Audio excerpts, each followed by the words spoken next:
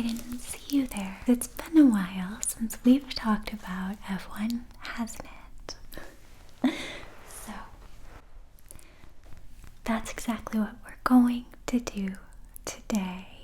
And I have a book to show you right here. Some of you might remember that the very first time I talked about F1 or Formula One on this channel, we looked through a magazine together, and so I thought it would be fun to look through this track guide together as a family and talk about some of the differences, some of the similarities, some of the triumphs, and some of the tribulations in the pinnacle of autosport right now in the world of Formula One 2025. And if you are looking to learn some more basic facts about F1, some of my earlier videos I think do lay that out. However, obviously so much has changed.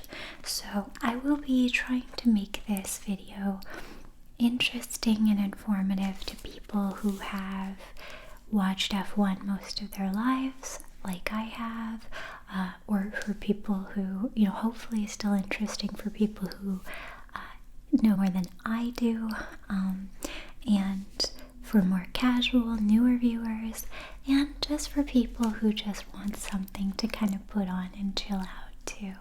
I hope that there's something for everybody.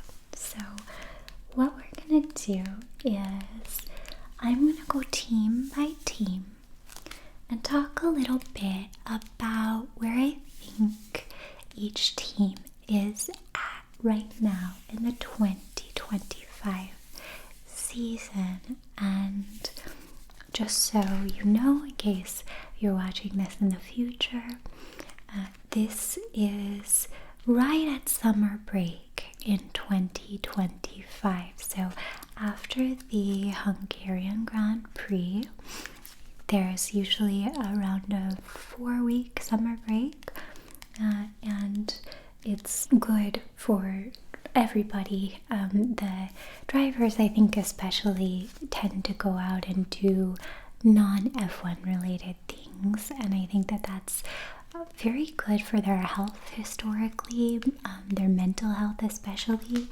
It's always fun to see people come back from summer break, because a lot of times they'll have a renewed vim and vigor, and it's sort of like when you're in school as a kid and some people come back from summer break and they're just suddenly cool or suddenly interesting or well dressed or super attractive or whatever, or someone's been, to some exotic part of the world and has a new lease on life anyway. So it's always fun to see people come back and how the teams regroup after that break time. So we will be talking about how the teams have fared so far and how I think they will do going forward, and not just in the rest of this 2025 season, because as a lot of you probably know if you do follow F1, we are just on the cusp of a really, really, really big change up. The formula is changing up, as it were. They are changing regulations. The cars will be different. Everything is going to be different in 2026. And so I'll talk a little bit too about what I think that will entail, what it might mean for these teams, and some of the things to look out for. You may be wondering a little bit about what those regulations are going to look like, so I'll talk a little bit about that too, about how some of these changes will affect the cars and hopefully affect the racing, or theoretically affect the racing as well. So we're also going to talk a little bit about the drivers, where they're at, the ones who are heading up, the ones who are falling down, and everyone in between. Mostly we'll just talk about Nico Hülkenberg. I'm so excited for him. But I wanted to start with giving us a quick update on where the points are for this season. So the middle of the season is a great place to check in on the points. And I'm just going to go ahead and give us the Constructors' Championship points. Now, if you don't know, one of the truly gripping things about F1 is that every driver here, you can see Charles Leclerc for Ferrari and Max Verstappen for Red Bull and Lando Norris for McLaren. Here are some of the drivers that going into the season, you can usually tell who's sort of expected to fare well based on who gets put on the front of covers like this, and so these drivers were all expected to do quite well. Obviously, Max Verstappen is the reigning champion. However, we'll see that things have not gone completely to plan for everybody. So, so in Formula One, you have your drivers. However, each driver is a part of a constructor's team, right? You can see right here the Ferrari logo on Charles' cap, and so you have this unique dynamic in Formula One where drivers do race against one another, but they're also racing with another driver on their team. So each driver will have a teammate and they will both race for the same constructor. And so there is a championship for the drivers' championship, and a championship for the constructor. And as any of you who really watch F1 know, this can create some really, really interesting dynamics. We're starting to see it really pick up at McLaren right now, and in the past, some of the most interesting and hard-fought battles in Formula One have been between teammates, right? Because you're sort of expected to race as a team and get as many points as possible for your constructor, but at the same time, everybody who is in F1 is in it to win it. So it can create interesting dynamics.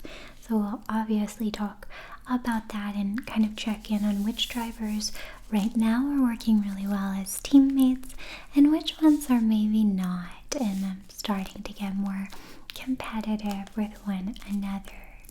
Obviously, when we last left off talking about F1 so long ago, Nico Rosberg and Lewis Hamilton were embroiled in the War of the Silver Arrows between the very, very dominant Mercedes drivers, and it got absolutely nuts for a while there. So we're starting to see, I think, some of that happening maybe again on the grid, and we'll talk more about that momentarily. But let's check in on those Constructors' Champion points right now, and I made sure to print them out just so that I have them up to the minute. The Hungarian Grand Prix was not long ago, so right now in first place, let me fold this over just a little bit. There we go.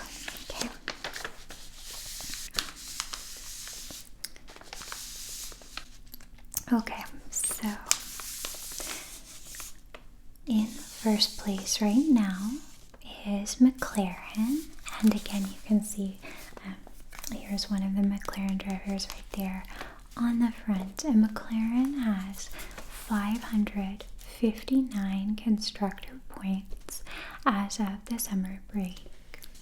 In second place is Ferrari, the Scuderia, Scuderia Ferrari, and Ferrari has 260 points, and here's Char from Ferrari right there. Next we have Mercedes in third place with 236 points, and after that, surprisingly maybe to you, is Red Bull Racing. And you'll notice that our Red Bull driver on the front here has the front center spot. It's a bit like a Bravo reality show with these things. The one in the middle is usually kind of at the center of the action. And so here's Max Verstappen.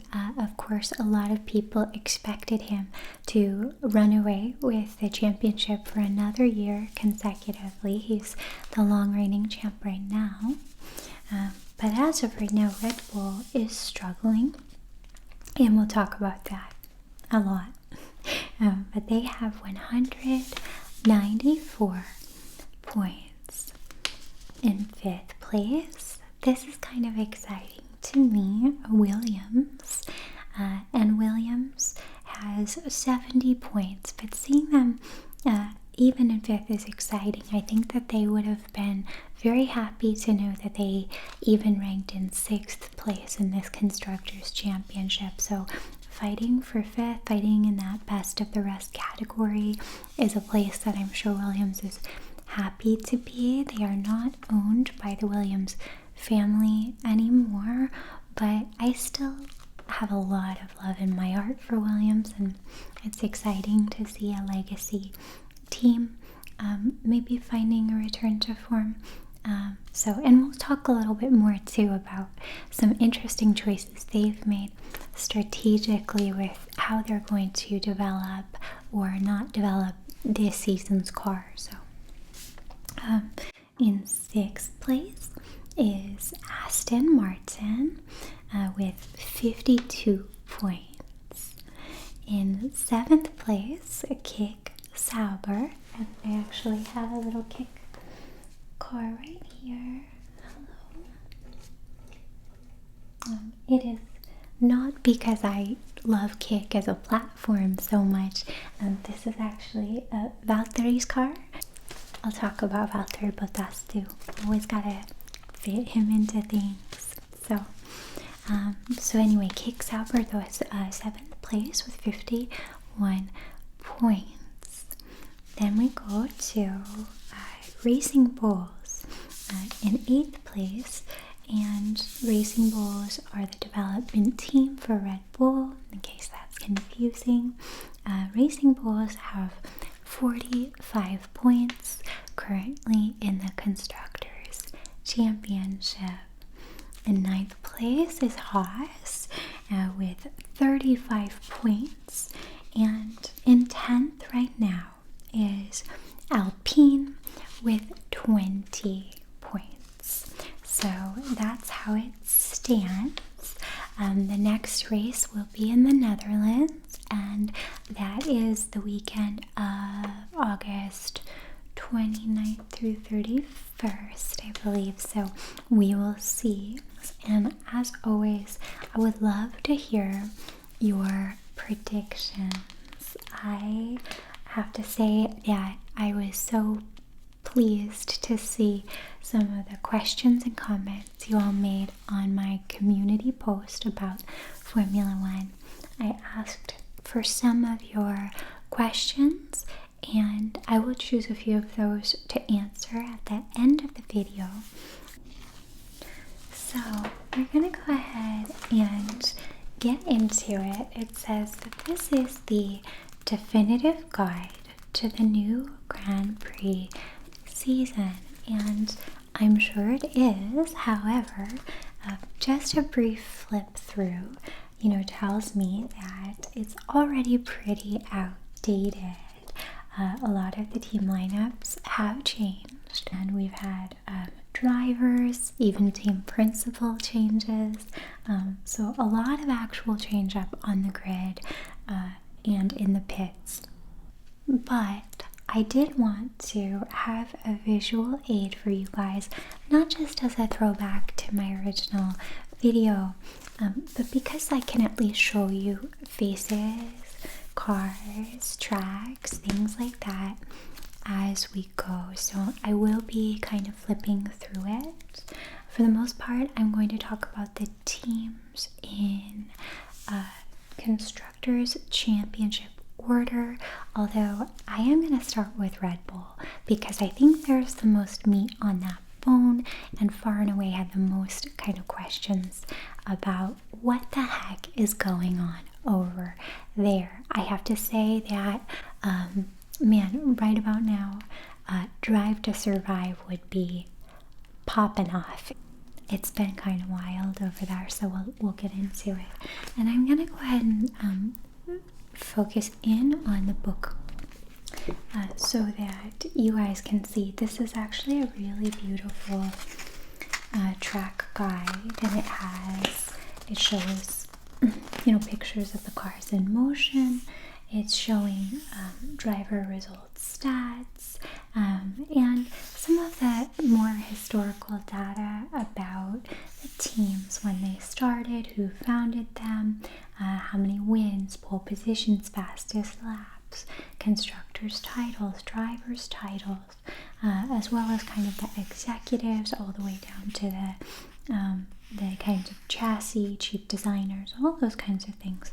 So I love this kind of content, especially going into a season. And this particular one is by Bruce Jones. I don't really know anything about him, but I think this is, an impressive little book. I love also especially the circuit maps. You can see here, for example, there's Circuit of the Americas and Mexico City Circuit, and seeing the different circuits is fun, and it shows different timing sectors and DRS zones, detection zones, gear recommendations, overtaking opportunities, things like that are really fascinating if you're into track technique. So anyway, highly recommend. But let's go ahead and let you take a closer look at this and we will get into it. So lights out and away we go. Okay, so we are going to take a look at this book more closely. I do apologize if you hear some cicadas in the background. They are very noisy this time of year, and I did ask them to stop, to which they said buzz, buzz, buzz, buzz. So I think that means no thank you. So please try to think of them as part of the late summer ambiance in this beautiful, silly season. So, like I mentioned, I'm going to talk about teams in the order of constructors' points as of this recording. But let's begin with the Red Bull in the room, as I got far and away the most questions about this red hot mess. So let's see if we can find Red Bull here in the booklet. Okay. And when we think of Red Bull, we might think of a great legacy of racing that was once Stewart. We might think of the actual Red Bull itself. Right now, I just think of the ship of Theseus, where so many parts have been taken and replaced that pretty soon it's going to feel like a whole new ship over there. And if you ask me, Red Bull is hurtling toward entropy faster than it's going on track. It's just been kind of a mess. But a lot of that is because of major change-ups. And, a lot of times we see major change-ups between seasons, and of course we have seen those with Red Bull. However, we have really seen a lot of major change-ups within the season too, so let's talk about those. First and foremost, Christian Horner is out after a long series of personal scandals and public tensions with team personnel and even the Verstappen family. There was a race there, I'm trying to remember exactly which one, where they were showing Jos Verstappen and Christian Horner looking like they were almost going to come to blows. Just a lot of tension. Obviously, Horner's always brought a flair for the dramatic, but that boiled over into full-blown instability and toxic press this season. From disturbing allegations to temper tantrums, Christian Horner has had a particularly steep fall from grace, and one might say it heralds the end of an era at Red Bull. If you ask me, Horner was never really the magic of Red Bull to begin with, and I'd wager it was more the loss of Dietrich's meta shirts and Adrian Newey that has really sunk this ship, to go with my metaphor. I also do want to say about some of those allegations and things against Christian Horner, I won't be going into them here. They are people's real testimonies about their own experiences, and I don't think this is the place for them. But I will say that it can get sensationalized as, drama, but truly at the end of the day, the allegations themselves, how they were handled both by Christian Horner personally and his mystifying PR moves sometimes, as well as what happened within the team, was just, again, disturbing to me. So I don't mean to make light of any of it by glossing over it. Rather, I don't want to make it a part of a video that is meant for being calm and entertaining people. It's just not the place. But let's talk about Red Bull's overall downfall in a little more detail, because I think it's a great demonstration of just how multifaceted these issues are. A lot of people are quick to blame, Max's hubris or Horner's antics, but as usual in F1, it's a mix of the technical, the personal, and the political. The co-founder of Red Bull Racing, Dietrich's meta shirts, sadly passed away in 2022, and his passing led to a power struggle inside of the team. Then Adrian Newey resigned in May 2024, moving to Aston Martin. And Adrian Newey, if you don't know, he was the chief technical officer of the RBR team, and probably the most renowned aerodynamicist in Formula One ever. So this was a catastrophic loss for Red Bull.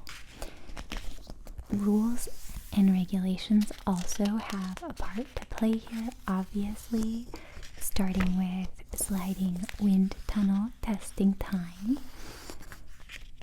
If you're not familiar with how these testing times work, to level the field for poorer performing teams, there's now a sliding allotment of wind tunnel testing granted to each team based on the constructors' ranks and the previous season. So this is really how much time they can spend in their own wind tunnels as they're testing and developing their cars. So having won the year before, Red Bull had the least amount of wind tunnel time to run and validate simulations. Red Bull also breached their cost cap back in 2022 and incurred a wind tunnel penalty for 2023. And again, that's on top of the fact that they have been winning for a long time. So this had a negative impact on the vehicle's development during 2023 to 2024. So even though it seems like ancient history in F1, it all sort of accumulates for them. I would say I also don't want to discount that other teams are just catching up and other drivers are catching their strides, and momentum is an essential part of the mental game for drivers in a championship. So it's not just one thing. It's never just one thing. Also, I'm calling it a downfall and kind of teasing Red Bull a little. Obviously, they're still, in many ways, a very competitive team. I'm not counting them out or anything. But just like Mercedes in the era before, during this era, Red Bull has been so dominant for so long that this is just a notable change up for them. Let's look ahead for Red Bull though. So the team is now heading into the second half of the season with a new principal for the first time since 2005. And I had to double check that because it's just been so long. His replacement is Laurent Mekies. Forgive me with how I handle these names. One of my favorite things about F1 is how international it is, but I don't have the best accent in any language, so I'm trying, but feel free to correct me. But yes, Laurent Mekies. I like that, Laurent Mekies.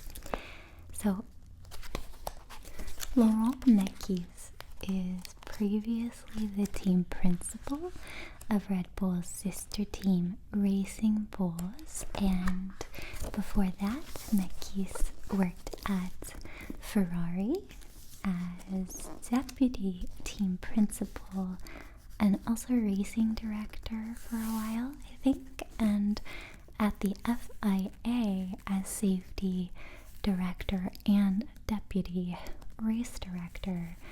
So Mekies has a Herculean task ahead as the team transitions from using Honda engines to developing proprietary F1 engines. They're calling those power trains, which kind of sounds, I don't know, it sounds like something a boy, like a young boy, would come up with. And here's the power train, but I like it. And the power trains, by the way, are made in collaboration with Ford. So maybe see how I beautifully pronounced Ford with no problems at all. Don't say Americans can't do anything. We can pronounce Ford. Yeah, so Mekies has a really big task ahead of him. But like I pointed out, he has a lot of experience both on the team side of F1 and the FIA side of F1. He has a lot of connections, and I think he will be really, really interesting. My read on him is that he's quite different from Christian in both temperament and how much he courts or doesn't court press attention. So yes, I'm curious to see what the tone is for Red Bull going forward. I imagine it would be a little bit more nose to the grindstone, a little bit more buttoned up, but we will see. So notably, Red Bull has also had a roster change on the grid during the season again, and so you'll see even the book here is wrong. The book says that his teammate is Liam Lawson. However, New Zealander Liam Lawson, he was pretty quickly replaced by Yuki Tsunoda, a Japanese racer who got his start karting at age 4. And I know that Yuki still looks very young, but thinking of, him karting at 4 is just wild. Although it's not completely unheard of. Most of these drivers start training very, very, very young. Tsunoda is sometimes called a mediocre driver, but I think he has consistency that's improving. I also think he appeals to Red Bull because he's pliable and he shows an eagerness to learn from his teammates. He's not necessarily more concerned with proving himself than he is from learning and growing and developing as a driver. And right now they definitely do not need a diva driver to manage, and they do want somebody that they can mold, and also probably someone whose salary demands won't break the bank.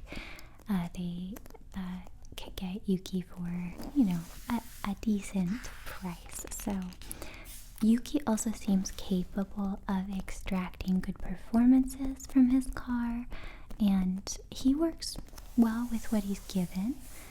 I hope that we'll keep seeing him grow and thrive on the grid. I think he's a fun driver to watch. He has a lot of personality, kind of a boyish sense of humor, and he has a determination that still feels very authentic to me. It hasn't, the press training and everything hasn't quite kicked in so much, so he still strikes me as a really fun driver to watch.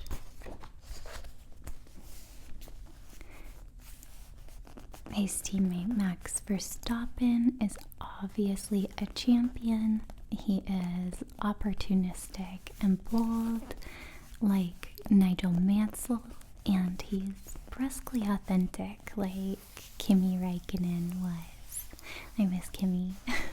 And although he is not my personal favorite, I'll be honest and say I think he can put results before safety, and sometimes maybe emotions before consideration of others around him, from the people interviewing him to the people on track. I also can't imagine the pressure that he's under as a driver, especially a champion. I also think probably that aggressiveness that can look to me like, like bad sportsmanship is probably part of the reason why he wins so much.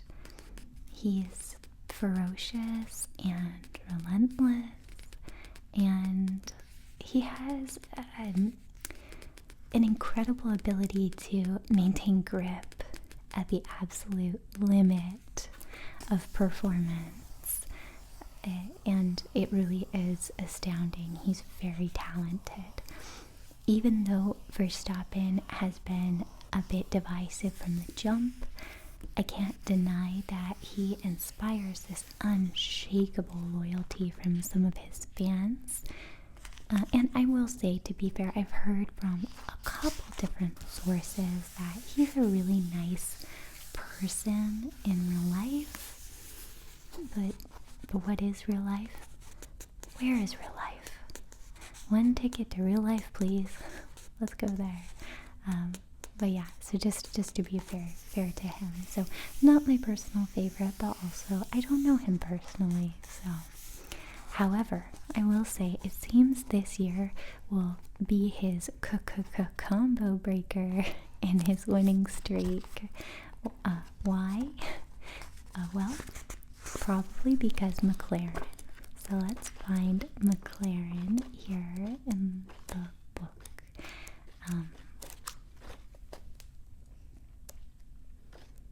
McLaren.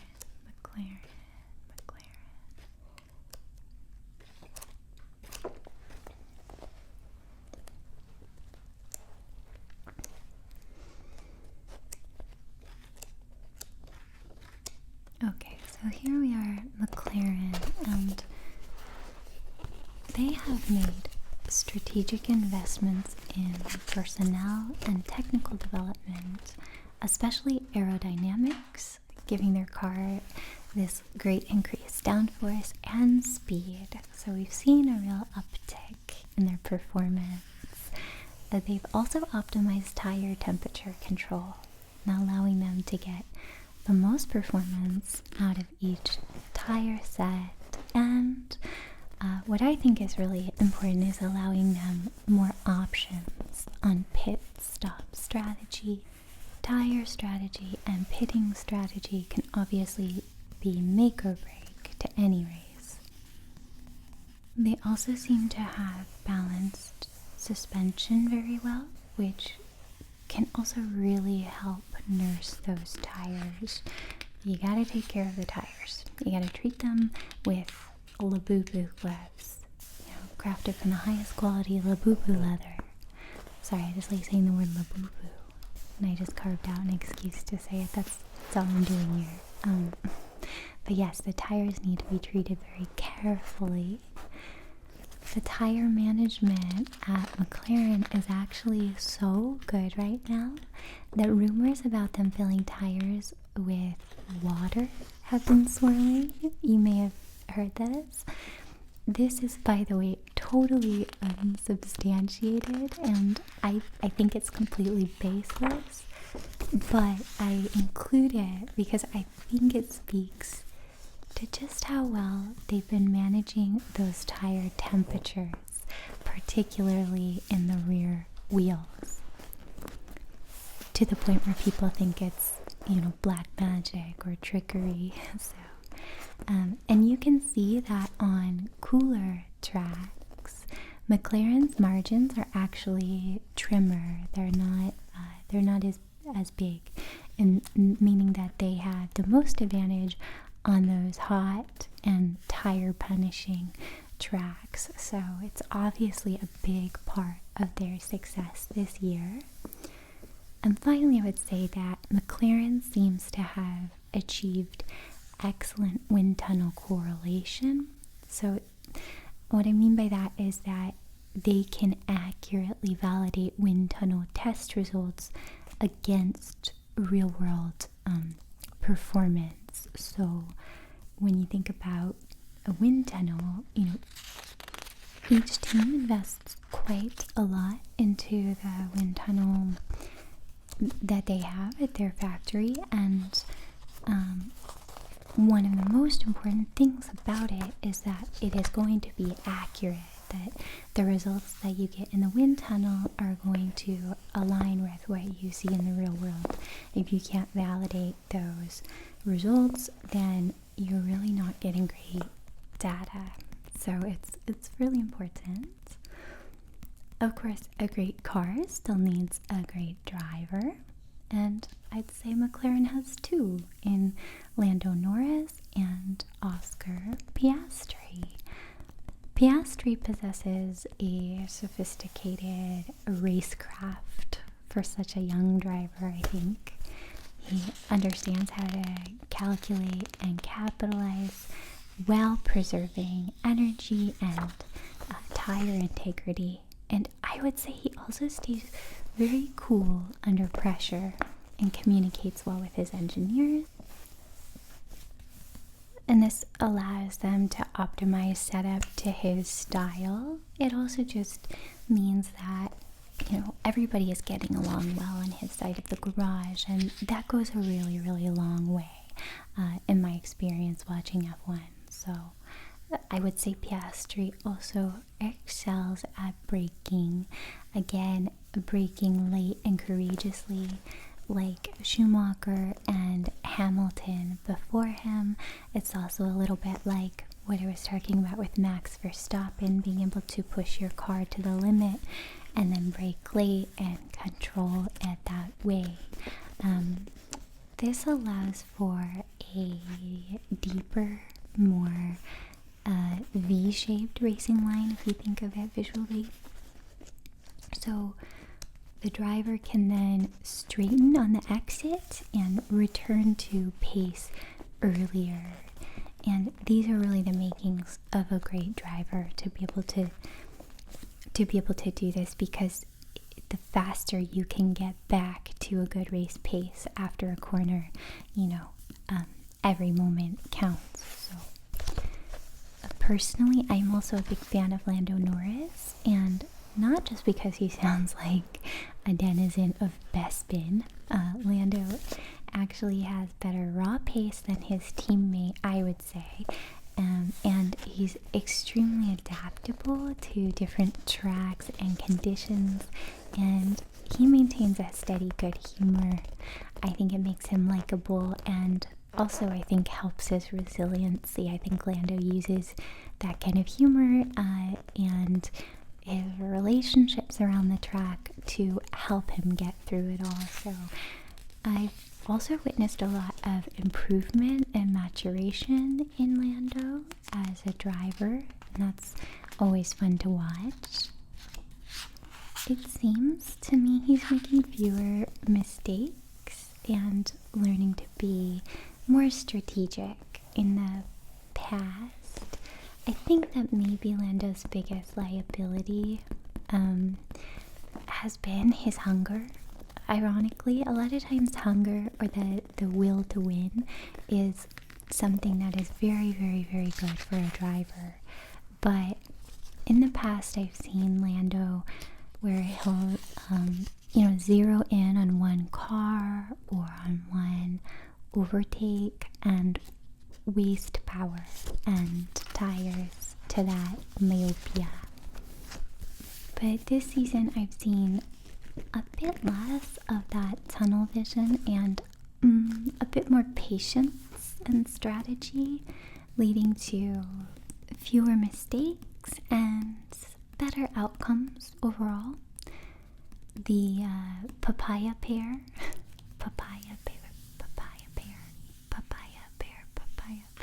Do we like that? The papaya pear. They refer to the orange color as like papaya. So anyway, the papaya pear may be heading for more collisions, or at least close calls, as evidenced by their last few races, especially right before the summer break. They've been racing extremely close, with excellent wheel-to-wheel and braking control being the only thing warding off disaster at this point. You could really feel those tensions heating up in Hungary, with Piastri trying a risky overtake on his teammate. And I can't help but be reminded, of the early days of the Silver Arrows War between Nico Rosberg and Lewis Hamilton, which, provided extremely exciting but often nail-biting viewing. So let's hope it doesn't come to red flags.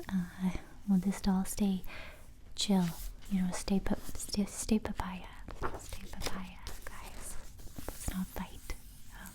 But I don't know, it's one of the most interesting dynamics in F1 as well, when your teammate becomes your enemy, right? So I always root for safe outcomes, but exciting ones. So we'll see. Okay, so now let's go looking for the Scuderia for Ferrari.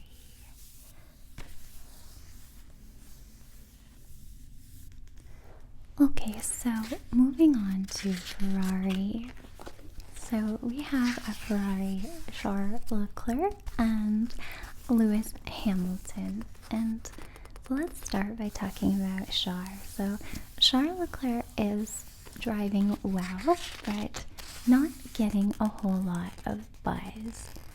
You know, he's steadily secured points and podiums with pretty good consistency, but I think as he's not seen as a real contender for champion, he's not the flashiest story on the grid right now. He is, however, one of my favorite current drivers. I think that he comports himself well.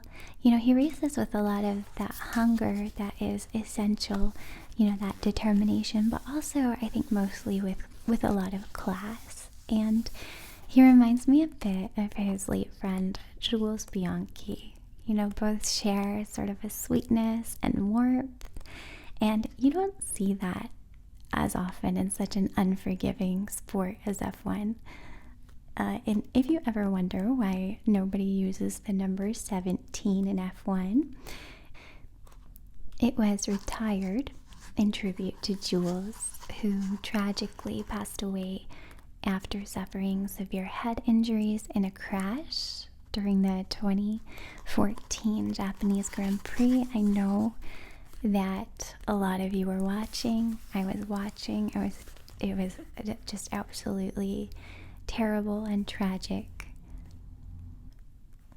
Obviously, in large part, you know, it was so sad because Jules had many people who loved him, and Jules Bianchi was actually Charles Leclerc's godfather and mentor. And they met when Charles was just 4 years old. I guess he would go karting at Jules Bianchi's father's go-kart track, which is pretty legendary.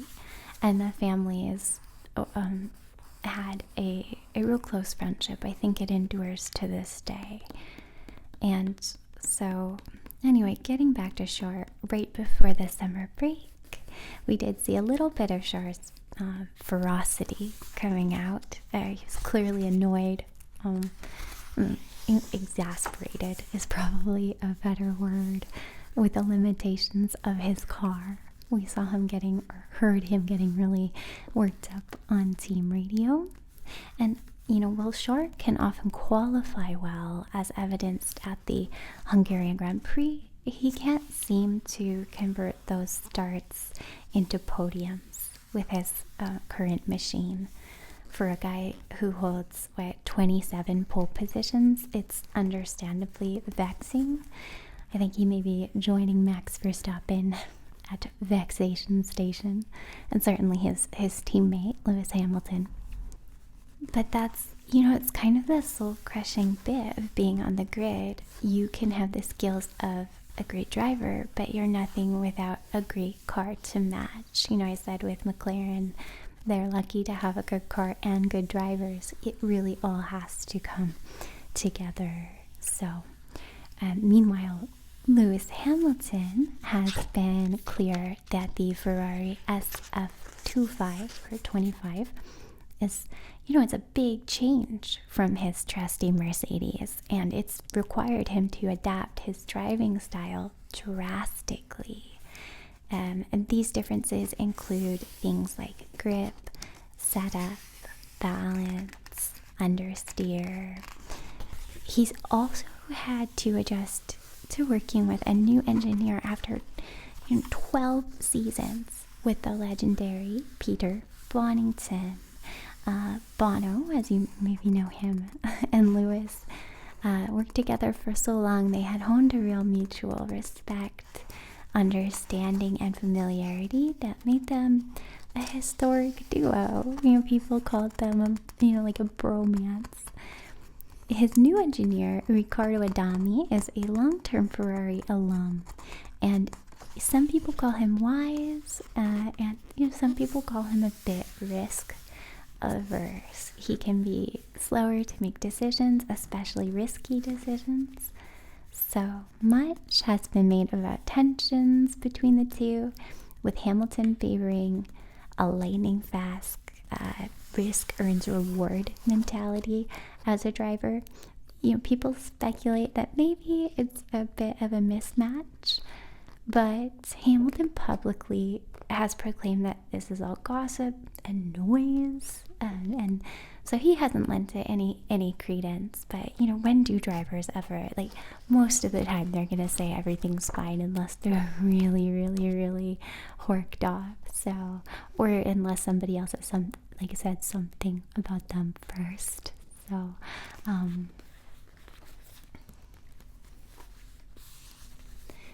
still, though, some fans perceive Adami as talking down to Lewis at times. I do think, though, that there are certain language and cultural filters and barriers that make this really, really hard to evaluate. I think they're also from really different generations, so there's lots of cultural considerations there and how we might interpret all of that. Also, engineers have such a complex and pivotal role in a driver's success. They function as everything from coaches to diplomats to cheerleaders to strategists to enforcers, sometimes even like babysitters. So trust in a good engineer is foundational to every driver's success. And so you will see how this kind of continues to develop. On just a personal note, I really like who Lewis has bloomed into off the track. He reminds me of Ayrton Senna in so many ways on the track, but in the last years, we've really seen him exercising that same kind of advocacy and pursuit of justice that made Ayrton Senna a hero to his fans outside of his skill in F1. But I do wonder sometimes if he misses Mercedes. So let's check in over there if I can find it here. Let's find the Mercedes section.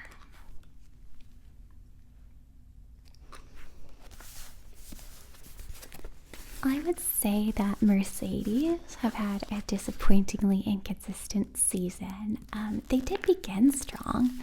If you remember, George Russell earned back-to-back podiums in Australia and China, and Andrea Antonelli had a similarly strong start, but has struggled to win points mid-season.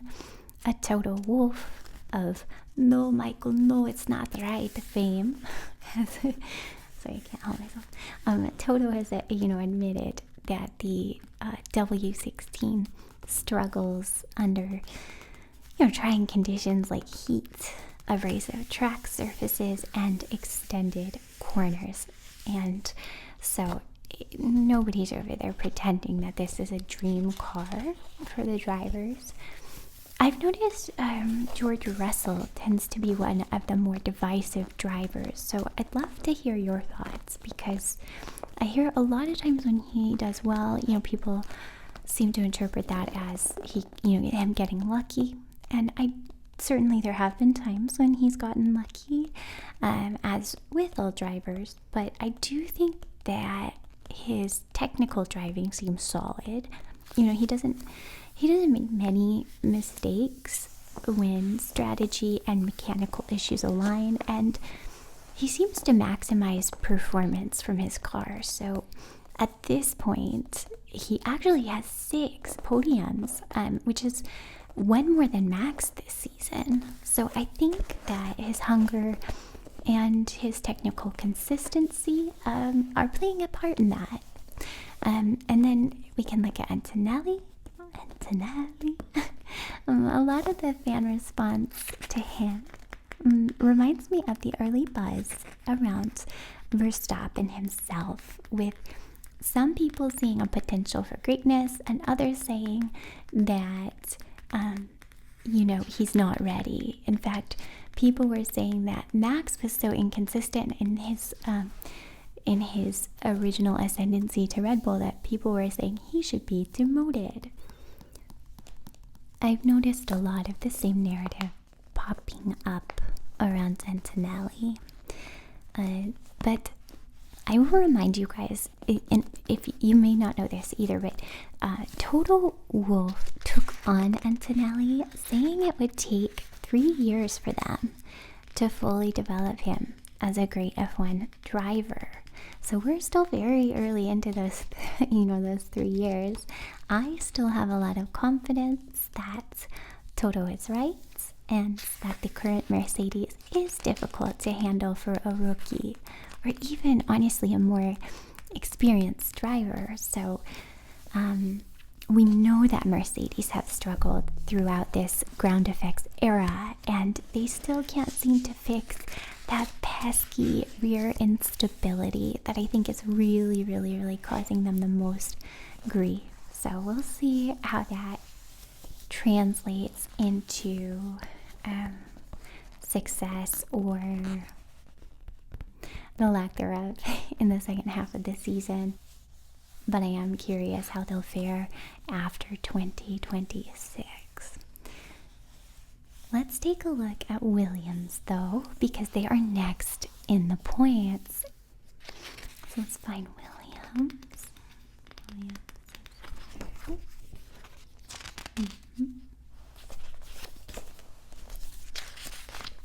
So I have always loved Williams. I think of them as the mom and pop shop of the grid. I know that it's no longer owned by the Williams family, and they are corporate owned, but it's nice to see this legendary team staying competitive in the midfield. And the Williams FW47 shows promise, if you ask me. We saw Alex Albon securing points from the get-go at Melbourne, and Sainz has struggled, I think, to find consistency with this car, but the team has focused on improving aerodynamics, and they've pivoted to a new Mercedes gearbox and pushrod suspension layout. I will tell you guys that we might not actually see the culmination of the new team investments until that 2026 reset next year.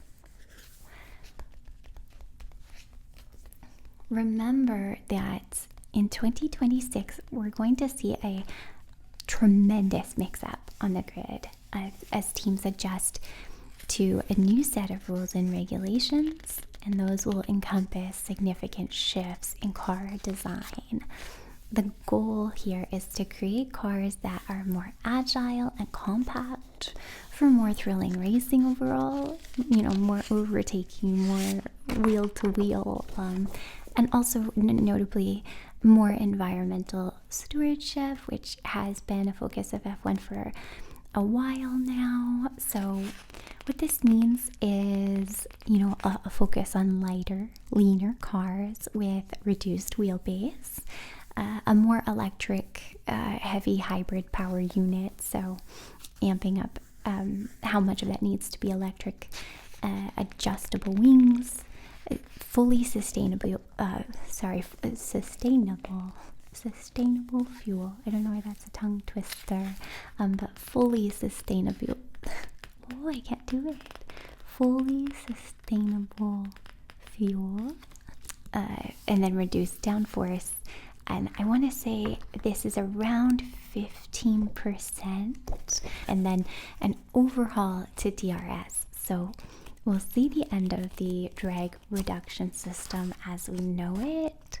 This is a really big change, and the implementation of a manual override system for low drag on those long straights. So with so many changes, some teams, like Williams for example, are choosing to cease developments on current cars and then allocate those resources toward a car that will meet the 2026 regulations. Obviously, some resources, certain testing times, cost caps can't be transferred from one season to the next. But when you just think about the general focus of the entire team, from the factory to the pit to the drivers, you have a limited amount of focus and resources that you have to use, and energy. So some teams do have enough, financially, and a big enough staff to do a little development in both directions. But best of the rest teams like Williams have to face these dilemmas strategically and economically. So they've decided they're going to kind of ride out this season the best they can.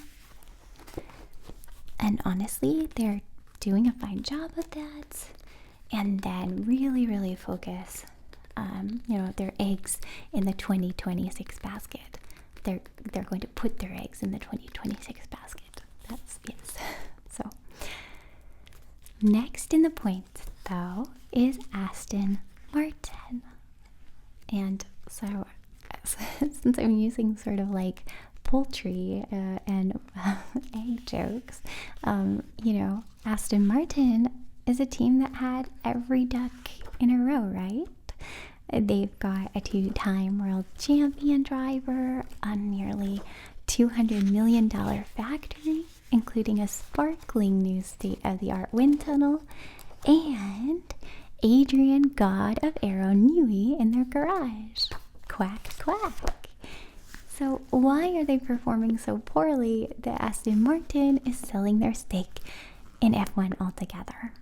So a few things. First of all, kind of a long time coming with that. But also, it's important to know that Newey is actually not working on the 2025 car, that car that's already out there.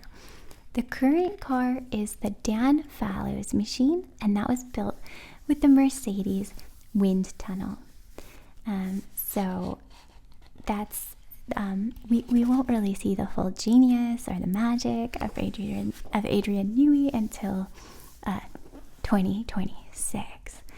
And then I mentioned they have a 2-time world champion in Fernando Alonso, but for his dashingly debonair part, he just isn't as spry as he used to be. And look, this is frustratingly relatable, but the fact is that, as we age, humans do experience a decline in the hand-eye coordination, reaction time, physical strength, endurance, and general fitness. It's required to be in peak racing shape. This doesn't apply to me, though. I am both small and ruthless, so I dominate at family fun center go-kart tracks. Cash me outside. Anyway, Alonso is a legend, and Lance Stroll has a neat motorcycle. Yeah, he enjoys shellfish with fries and a spot of golf on the weekend. You go, Lance Stroll. Okay, we're gonna move on to Kick Sauber now. So let's see, Sauber. So Kick Sauber.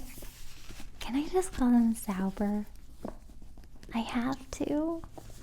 Yes. All right, Kick Sauber started the season with the slowest car in testing, but upgraded their front wing and side pods for a dramatic performance improvement. But Hulkenberg did the darn thing, you guys. And that's all I really want to talk about. Because in my house, Nico the Hulk Hulkenberg has long since been referred to as Le Mans winner Nico Hulkenberg. But now, he bears the vaunted title podium finisher. The man started 19th on the grid at the British Grand Prix, but finished 3rd for podium glory and a trophy made of plastic Legos. After 239 Grand Prix starts, the man got a champagne bath and a whole lot of love from the crowd, and he did it all in a C45. This will be the team's last year, actually, before becoming the Audi Works team, but they unexpectedly gave us this season's feeliest, goodiest story. I loved it. It was so much fun to watch. And Hulkenberg even remarked that he liked the Lego trophy because his daughter can play with it too. Stop. That's so sweet. Gabriel Bortoletto. Again, I hope I'm saying that. Probably not right, but like not horribly. Gabriel Bortoletto is he's getting his a share of accolades too, with Fernando Alonso calling him the best rookie of his generation. He's had a 6th place finish in Hungary, which is really, I was impressed by that. And I think he demonstrates good pace and good tire management for a rookie as well. And he has a steady ability to win points, especially, with the development of the Sauber, which has gotten a lot better during this season. I initially heard it referred to as a neon toaster, and I think it's come a long way since then. So, as the car has gotten better, Bortoletto has been able to convert potential into points for his team. Now, his critics point out that he's spun off track not once, not twice, but thrice in Australia, China, and Silverstone. However, I will point out that 2 of those were wet races where all the rookies did struggle. Somebody asked me to pick a favorite rookie, and I just, I don't think I can. It's been a really fun and exciting group to see come in, and so I kind of go back and forth on who has the makings of a champion, but I do think that there are a lot of promising rookies, and so I'm kind of excited to see who emerges among them, especially since it was such a large crop of them this year. A bumper crop of rookies.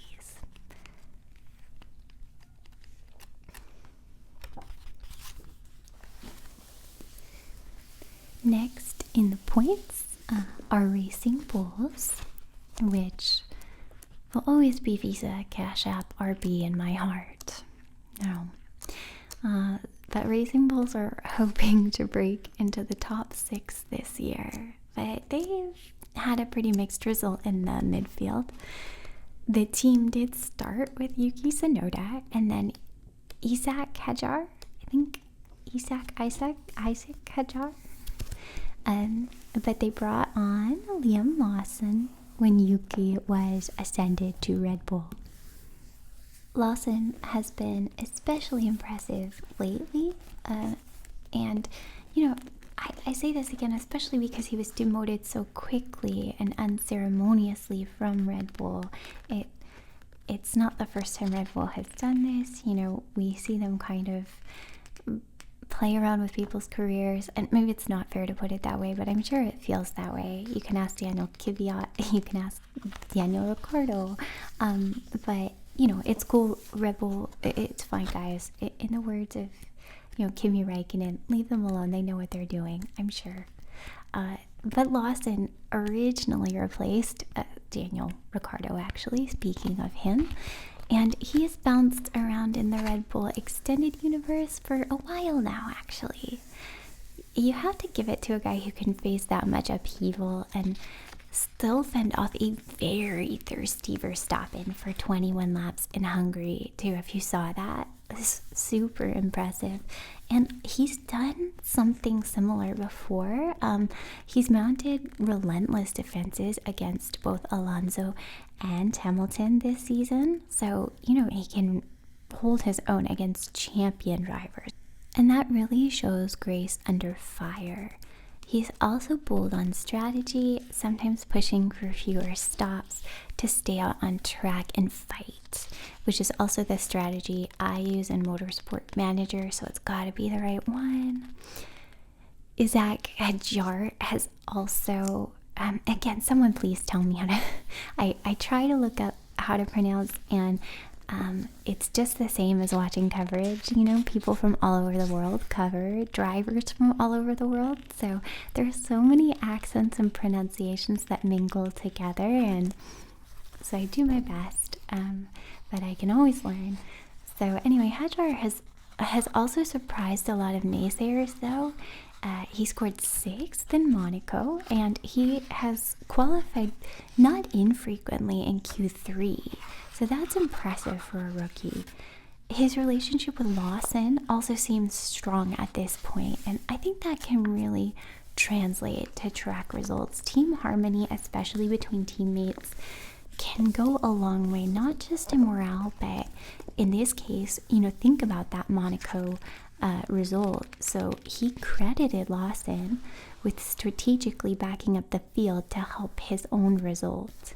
Now, this happens, teams give team orders, but they are not always followed. See the multi-21 incident between Sebastian Vettel and Mark Webber in what year was that? Like 2013 or something. My F1 references are so old now too. But yeah, it's not always followed. But not only did Lawson follow this order, but Hadjar was very quick to thank him for it and credit him for helping with his result. A lot of young drivers are very understandably anxious to get their reputation up as a driver and to kind of bask in any glory that they can take. And so I thought it was lovely both that that they worked together and that credit was given for that teamwork. I thought that was a really nice moment, and I think it's kind of telling of where the team is and how they're functioning. Red Bull's development team is often fun to watch because it's here that drivers always know that they have something to prove, and that crucible can bring out real determination in the right drivers. Not me though, I just freeze up, a possum in a flashlight beam style. And then kind of rounding out some of the back markers this year, we have Haas next in the points. So as I say that, and as we look them up here for Haas, I will say that Haas has probably been one of my pleasant surprises this season. Good drivers, good engine, good enough chassis, hungry bear. The support team is great and very responsive, I think, as evidenced by their massive improvements over this year's debut in Albert Park, where their drivers, if you remember, got 13th and 14th place. So not a good debut result at all. But as early as China, the drivers secured a double points win and were showing improved consistency and spirit. I mean, of course, you'd be feeling better about that, especially after that debut. But again, that race was the debut race this year in Albert Park was very wet and very chaotic. So technically, now in his rookie year, Ollie Behrman has proven aggressive, but able to focus and win points sometimes. And Ocon has always been a worthy driver, but I think sometimes has clashed with his teammates in a way that has been detrimental to his track performance. But not so here with Ocon and Behrman. Ocon and Behrman. I like that. That sounds like a trendy little boutique. Behrman, the bear man, the man of bears. Ocon and Behrman, they seem to enjoy a warm relationship, cheering one another on, and so far racing as a team. The car seems unpredictable in qualifying, but it has decent pace out there on track. And then finally, I would note that new team principal Ayo Komatsu brings a cooler head to race strategy, and that can really set the tone for confidence on track and honestly in the pit where it's so needed. No diss to Günther Steiner. You give Günther his flowers. You go get him, Günther. You get the whole paddock. So finally, this brings us to Alpine, a team who find themselves at the base camp of this mountain. Sorry, I can't resist the little Alpine mountain. Yeah, I need to be stopped. Alpine's season quickly went from promising to precarious, with personnel shakeups and disappointing results to Pierre Gasly did show potential in Bahrain, I thought, but he's admitted that the car needs a lot of work, and I think that's an understatement. There have been also changes in team structure with the arrival of Oliver Oaks as team boss and Flavio Briatore as an advisor. And then Australian Jack Doohan was dropped after just 6 races, which is kind of devastating. Also, I want to say that Jack has apparently faced a smattering of online abuse, which is always awful to hear. He honestly seems like a really lovely guy, and he's been working to promote mental health awareness and is trying to normalize reaching out for support with his own pun catchphrase, doing okay, DOOHANOK, like doing, how you doing? So anyone with their own pun catchphrase is doing okay in my book. Jack, though, was replaced by the Argentine Franco Colapinto, and he seems solid on raw pace, if you ask me. I do think he has room to grow in the way of composure, maybe consistency, and definitely on his corner entry. He's talked about that though. He's admitted to not having the confidence to take those high stakes corners aggressively, and so he isn't always on the ideal racing line. I think it's important to understand the pressure he's under, though. He's being assessed on a race-by-race basis right now without any guarantee of his seat going forward. And right now, very recently, the German media is reporting that his seat may be in jeopardy. So if I had to bet on it, I'd say that unless he can really turn things around, he won't return next year to Alpine. Now, I think that, unfortunately, swirling rumors in the international press are never helpful to someone's performance. So I hope that it doesn't get into his head too much. I think that if he's already, so nervous that he's unable to take those corners so aggressively, this probably won't help. I will also say that it completely makes sense to me. If you don't take a corner aggressively enough, you do lose some time. If you take a corner too aggressively and lose control, you could destroy your car, yourself, and definitely the race for your team. So it's understandable why maybe he's balking at those corners. And so we'll see, though. We'll see. Gasly has also admitted that the car is very hard to drive, and so nailing setup is a challenge even for him. So he's got a lot more experience, and it's also very tricky for him. So no judgment. I think honestly it's probably one of, if not the slowest car on the grid right now. So it's pretty impressive that Gasly gets into the points now and then. Some of it's luck, but I also, like I said before, I think that luck comes from being able to capitalize on luck, and Gasly is always ready to capitalize on opportunity, and he really can get the most out of his car, which in this case is saying a lot because that car doesn't seem to have a ton to give. So it's easy to see why rookies just can't extract that same performance, especially given the added pressure that Colapinto is under. So we'll see, though. There is still a lot of races left in the season, so we will see as things, heat up after summer break. So that more or less wraps it up for what I wanted to talk about regarding teams and drivers specifically. But I asked for some of your racing questions over on my community page, and if you ever are interested in joining those community conversations, you can head over to my YouTube page and click the community tab, or you can subscribe and hit the little bell. The little bell is, I think, the indicator that you'll get all of the notifications of all kinds of my posts. So to the people who did ask questions, I thank you for so many interesting contributions, and I will hold on to them.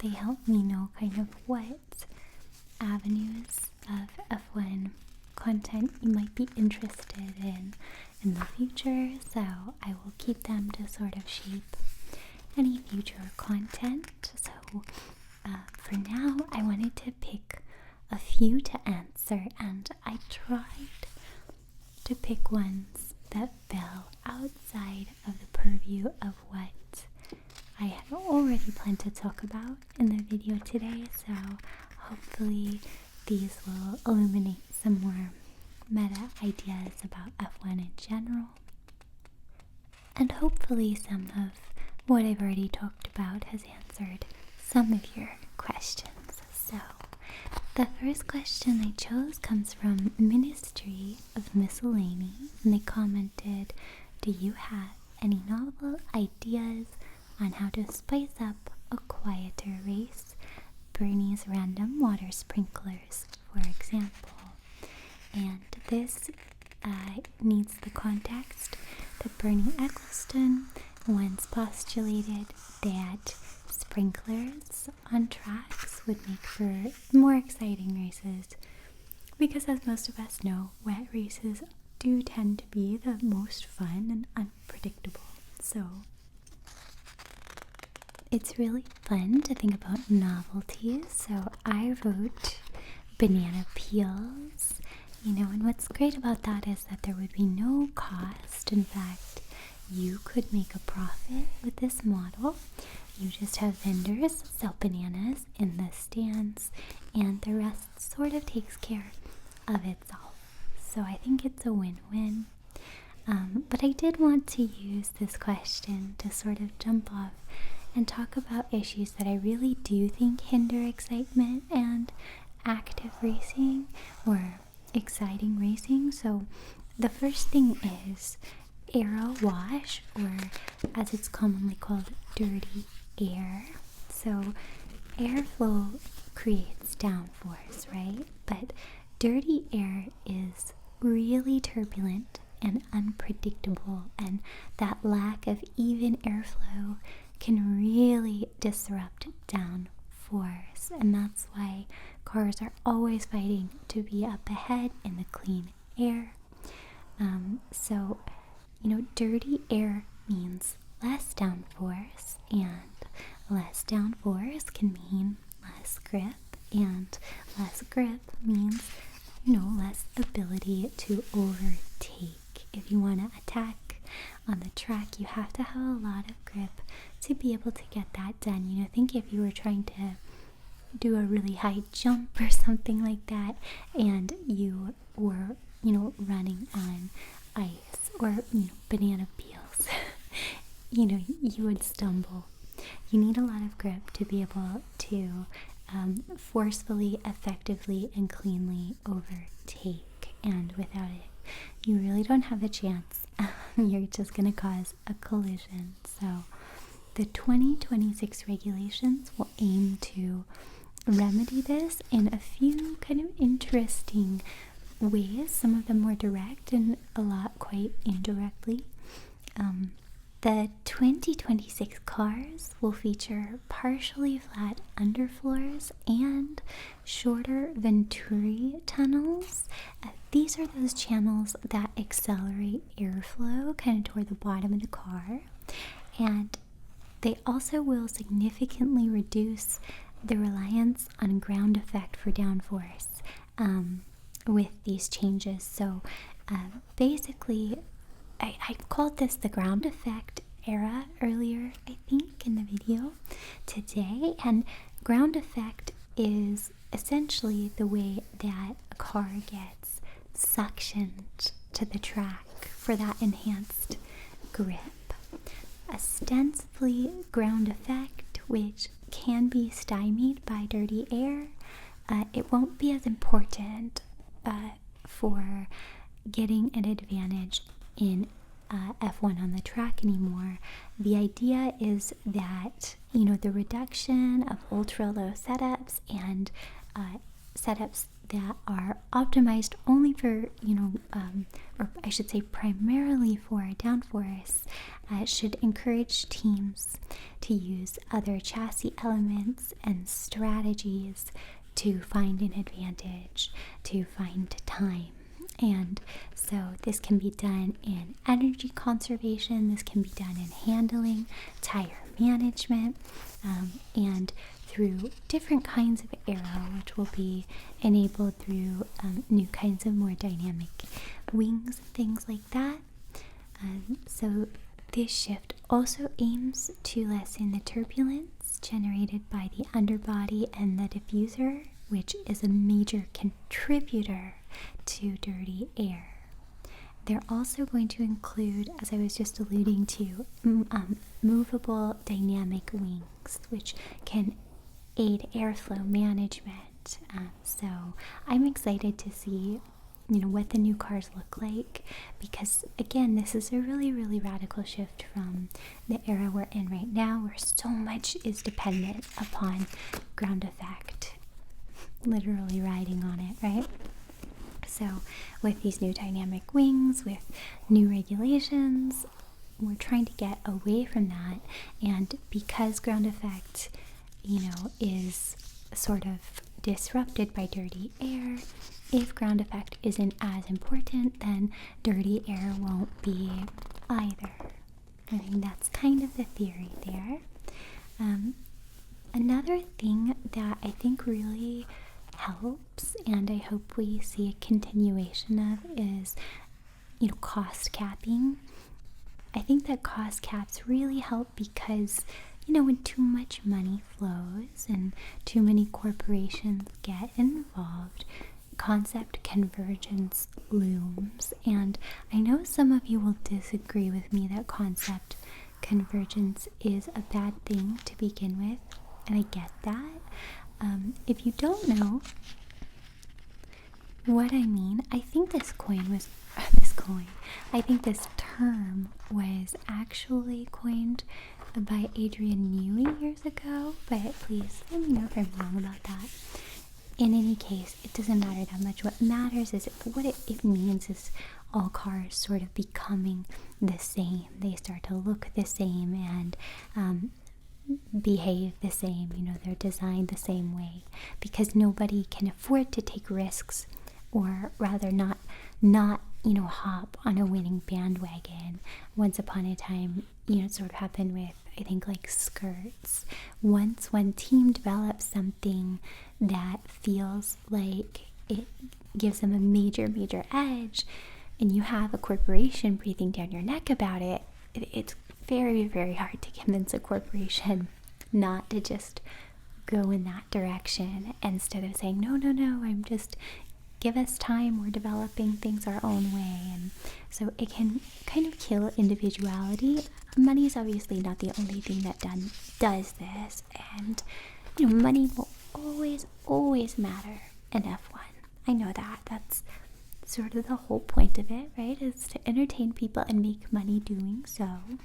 But smaller teams run by enthusiasts as opposed to executives, I think, really help engender innovation, and that can make racing more exciting for me personally.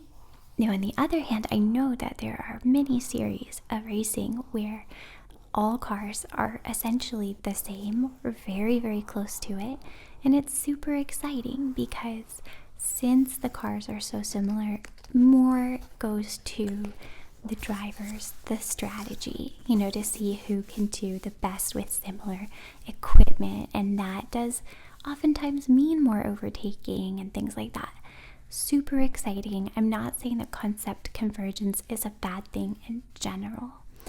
I am saying that one thing I have always loved about F1 is the innovation, is that sometimes teams that are, championship teams, the best of the best, suddenly try something different and they stumble and they fall to the bottom, and it takes decades to claw back up to the podium. It's very interesting and it leads to a lot of invention.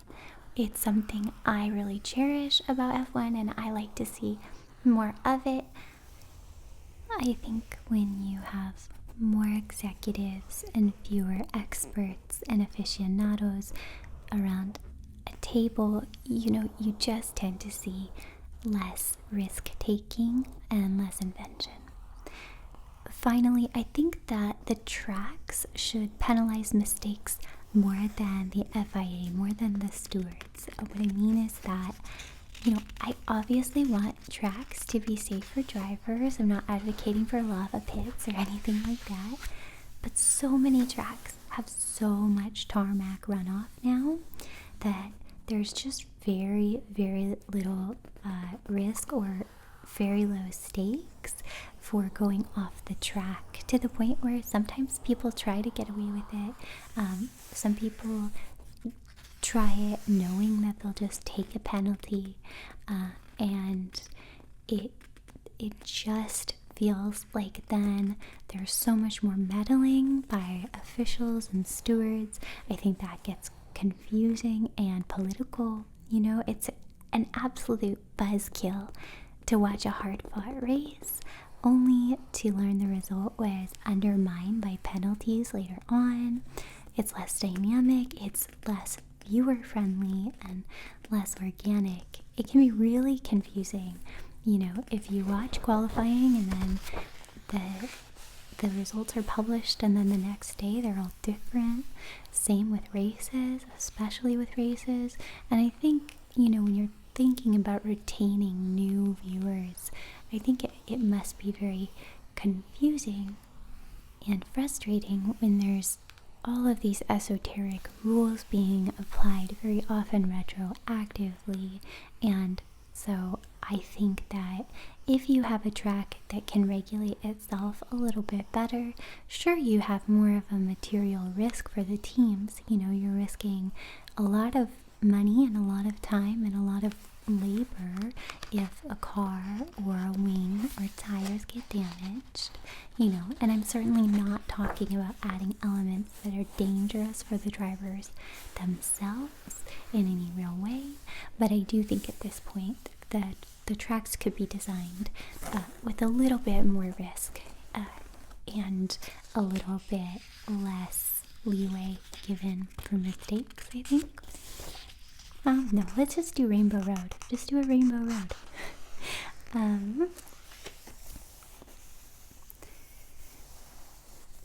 This question comes from Ashleash. Hi, Ashleash. And Ashleash asks, who do you think the Cadillac lineup is likely to be? I was excited about this question because I was pretty sure I would get it right. My answer was going to be Valtteri Bottas and Checo. And of course now, by the time this comes out, actually just about an hour before I started recording today, I heard that it will be Checo. That was actually like 7 hours ago because there have been a lot of recording issues today. But anyway, so it will be Checo and Valtteri Bottas. You probably predicted it correctly as well because I think it was kind of the obvious answer. Signs were pointing to it. I still, though, wanted to answer the question because I wanted to explain why I think these are good choices generally. Checo brings in money and he's a reliable fan favorite. He seems pretty easy to work with and people find him somebody they can root for. Bottas is a technically skilled driver with front of the grid experience. And Bottas has always been one of my very favorites. I have one of his Bottas taco truck hats, which is so cute. And I think that he's gained a ton of coverage and fans since what I call his Australian naturalization. He's kind of gone full Australian in just, I think, the way he comports himself. He really like lets his sense of humor and personality show, and you know, he's kind of a meme machine now. He's super game off track, and he's also, and this surprises me too, he's a really good pitchman.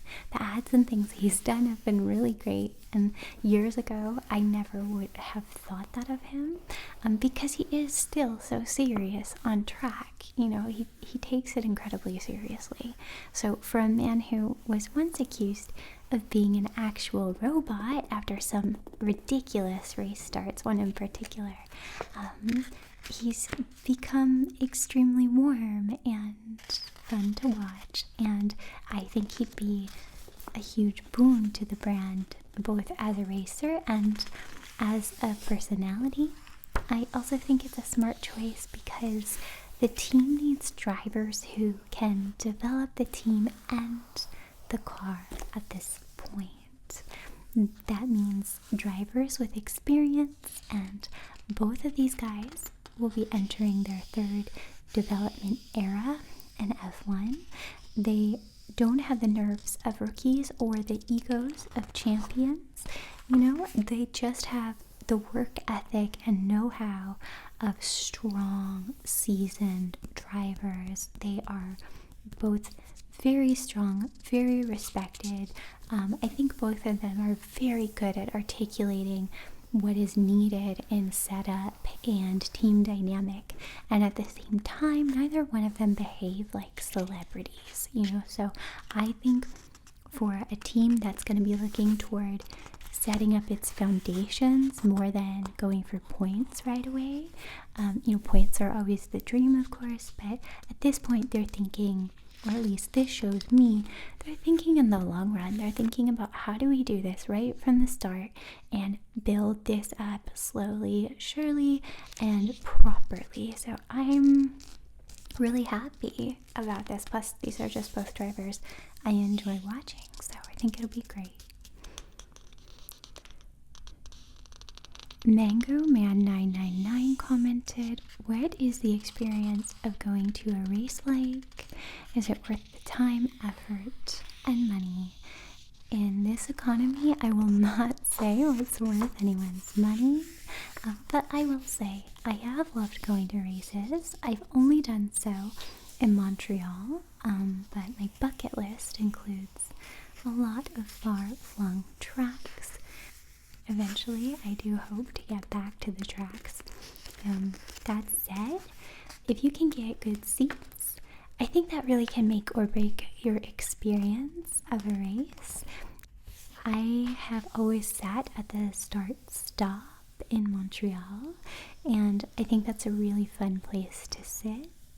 You can watch the pit and all the preparations and machinations, and it's super fun to watch them set up, tear down. You're really close to the celebrations and commiserations. When the race is done, you can just get there right away. So I think it's great if you can find a place either where you can see a lot of the action, a lot of the track, or if you can see the pit. I think it's really, really great. I'd also keep in mind that every race is a little bit different in terms of, you know, obviously weather and location, but also, you know, just kind of track culture and a tradition. I'm personally going to go against the grain and say I think I prefer being at races where there isn't really a home track champion or a local hero racing. Not that Montreal doesn't go crazy for Lance Stroll. If you go to someone's home race, though, especially if they're doing really well and they have a really, really rowdy fan base, you can have your view obstructed by colored smoke, huge signs, flags, and you know, people jumping up and down. If that kind of atmosphere is exciting to you, then that's something to think about too.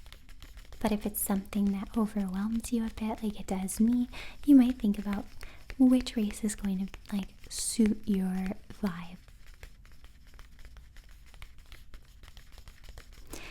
I really love getting to watch the teams during quali as well. It's really, really neat, and it's fun to see how different drivers and teams interact with the fans or don't.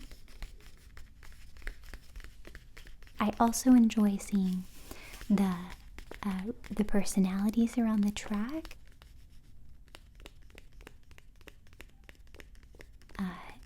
Especially like legendary drivers and stuff like that. I've gotten quick hellos with Ted Kravitz, and then with the drivers Martin Brundle and Damon Hill, which was amazing. I kind of freaked out.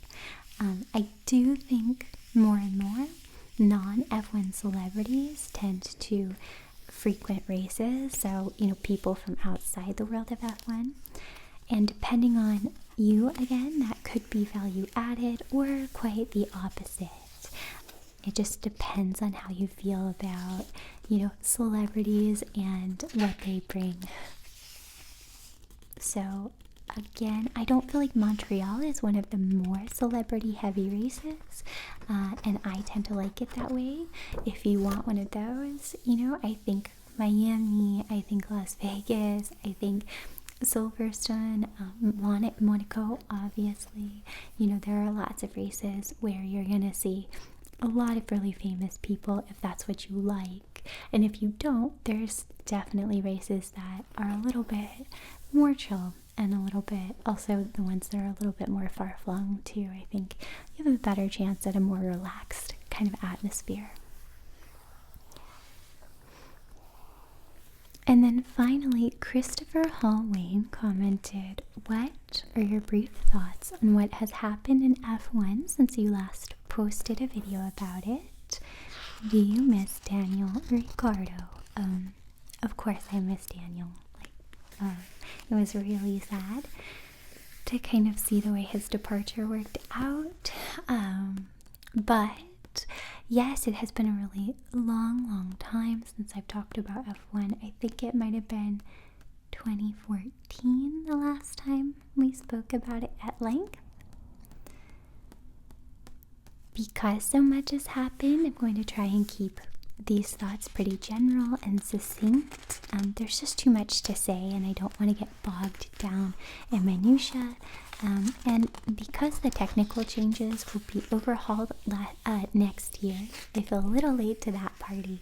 But I do want to talk about some of the meta elements, namely the takeover by Liberty Media and the overall expansion and commercialization of the sport.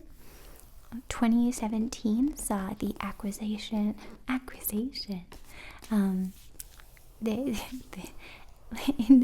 in 2017 there was an acquisition, right? Liberty Media bought out F1 and from Bernie Ecclestone, and so at that time they vowed to focus on digital engagement and market expansion, especially in North America. And I was glad to see Bernie Ecclestone go, and I saw almost immediately that Liberty Media was very serious about what they were trying to accomplish. My goodness, they hit the ground running, didn't they? And I think it brought some good and some bad, I think as far as pros are concerned, F1 is more viewed and more popular than ever. It's far easier to access races for North American audiences. It used to be really hard, and I won't talk about what I used to have to do to try to get races, but you can get it easily. You can also get it from a lot of different sources now. There's just a lot more coverage of it. So you can also get more perspectives, especially global perspectives on F1, which is great. There's been some fun content, like Drive to Survive, probably the largest factor in the growth of F1 and its popularity. I think it was a real juggernaut for them, and it will sort of be interesting to see, how they continue to draw audiences afterward. I think the F1 movie was maybe meant to be a step in that direction. So I assume we'll probably continue to see auxiliary projects like that. But even here on YouTube, there's so much more content about F1 than there was once upon a time. As an American now, as a United Statesian, I should specify, there are so many more times when I run into people who seem to be interested in F1. It used to be very, very rare to meet somebody else who was into it, and to the point where I had friendships with people that were pretty much just based around F1.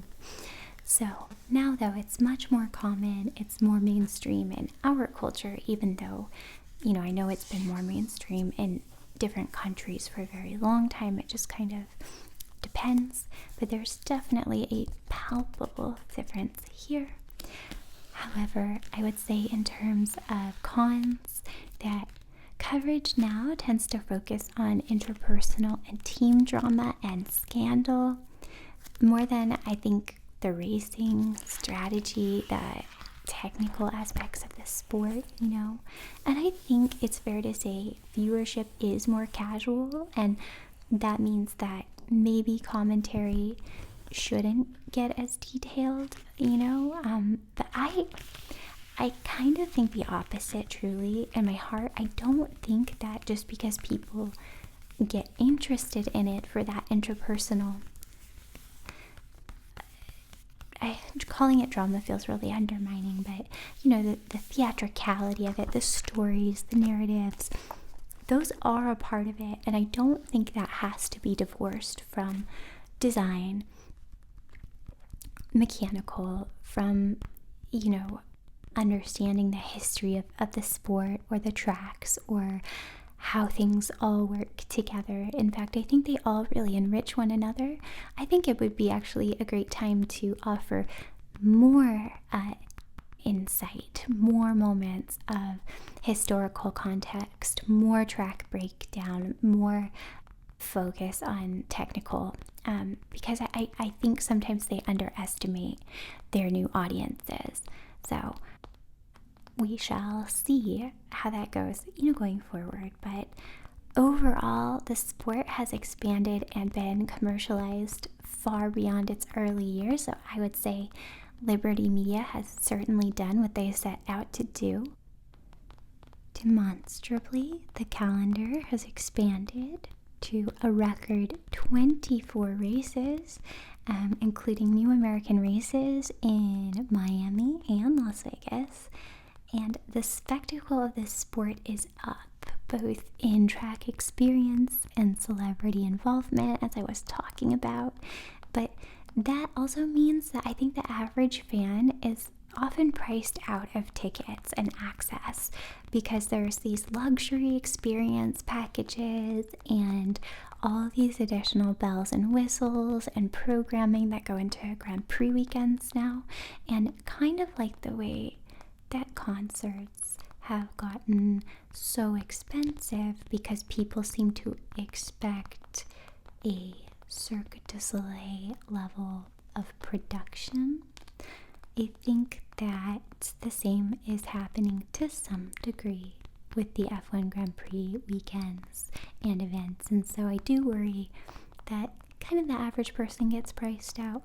I know that to some degree F1 has always existed, maybe in a different demographic than, say, NASCAR.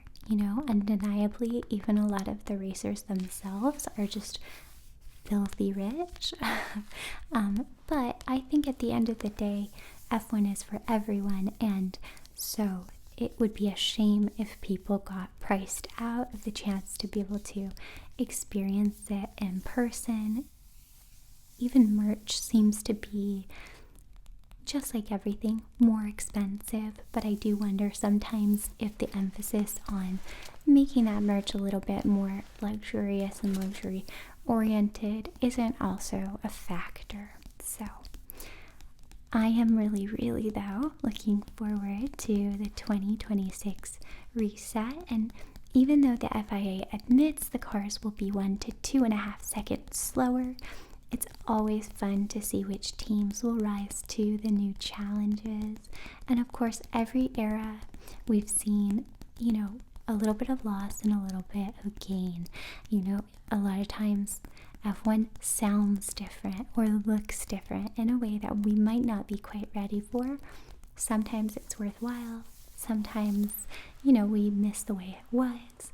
But I will say that a difference of 1 or 2 seconds is not really going to be detectable by the human eye. So hopefully that's a change we can cope with. I don't know who will prevail in this next era going forward, but I do think that the future champions will be great at managing energy and balancing fast straights with slow corners. I think those are 2 things to watch for, and whoever can master that may very well find themselves champions. So we will watch together, and right now I just look forward to the rest of the season with you. I always love to hear your comments about how you're feeling about the season. I will be back next time with a very classic role play requested by a viewer, and it will be set in a fancy restaurant. So I hope you'll enjoy that one. Thanks so much for being with me for this one, and I wish you the very best, and I'll see you soon.